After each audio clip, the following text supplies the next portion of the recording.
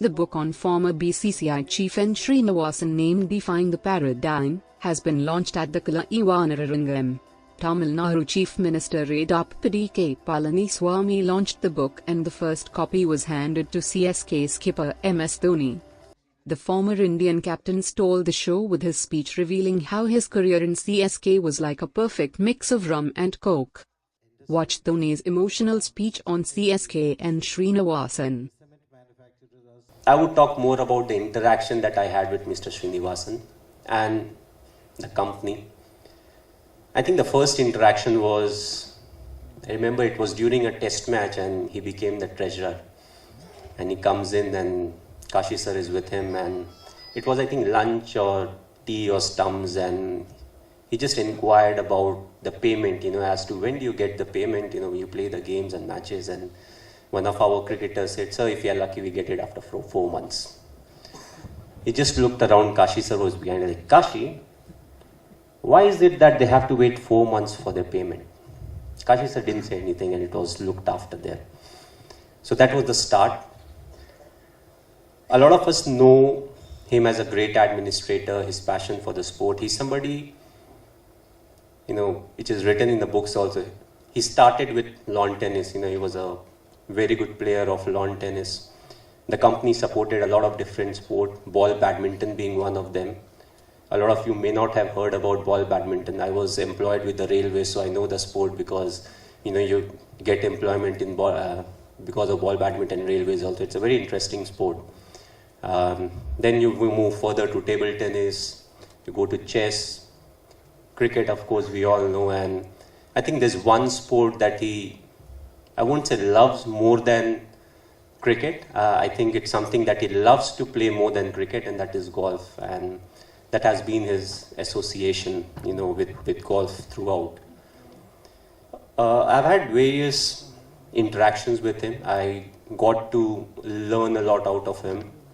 The interactions has been very friendly, because I was part of CSK for the longest of time and I got enough time with him. 2 months you are sitting in Chennai, so on and off whenever the team is going through a rough phase, which was, apart from the last season, always the case. We crawled into the knockout stage somehow and, we managed to do what we did. So a lot of interactions were about how we don't mind the opposition winning the game. We don't want to lose the game. So he's someone who plays it very hard, but plays it fair. And that's why the very first edition, when we selected the team, in my mind, I was like, I want to win the Fair Play Trophy, because I always felt you can play hard, but at the same time, you can play fair and win tournaments. We couldn't win the tournament, but, always we featured in the Fair Play Trophy. And the irony is last year, again, when we selected the team, we had Watson in the team. He's not here, so I have the liberty of saying this story. So he's somebody, you say something to him, he reacts very quickly. And a lot of cricketers are smiling, they know what really I mean. So after a while, I met Mr. Srinivasan. I was like, sir, this time we don't have a chance of winning the Fair Play Trophy. I don't think we'll be in the top 2 or 3 also. So like, what's the reason behind it?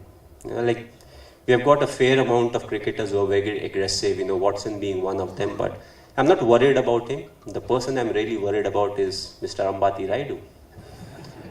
So he asked me, why do you say that? He's a perfect guy. I was like, yes, he's a perfect guy. The only problem is when he's batting. If he thinks it's a no ball or a wide ball before, and if the umpire has not given it, he just turns and his hand either goes like that or he goes like this. Sribai is laughing because he must be the match referee in a few of those games. But I think with Srini sir, it has been a very special bonding. I never knew I'll get selected for CSK. I never asked the obvious reasons why I got selected for CSK, but coming from where I came, and it gave me an opportunity to understand the culture of South India. And that's why it became a very perfect mix of, I know there are quite a few children over here, but it's like a Rum and Coke. On their own they are very different, but once you mix them, they are very different. So all the aggression and everything came from where I was born and brought up, but coming to South, understanding the culture, it made me believe in myself, and it made me a bit more conservative, but at the same time, it pushed me to play hard cricket and fair cricket at the same time. A lot of people have different views about him, and to end it, I would just, some wise man once said, either you love him or you hate him, but you can't ignore him.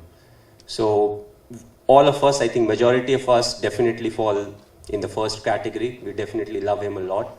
And I was fortunate to spend a lot of time with him, got to understand life, how you're supposed to deal with the failures in life, how you're not supposed to give up, and, how you keep helping others as to, they perform to the potential that they have got. So thanks a lot, sir. It has been a learning curve for me, and in the coming years also, it will always be a learning curve. So thanks a lot. It's a pleasure being here, and it's an absolute pleasure to address all of you on this special evening.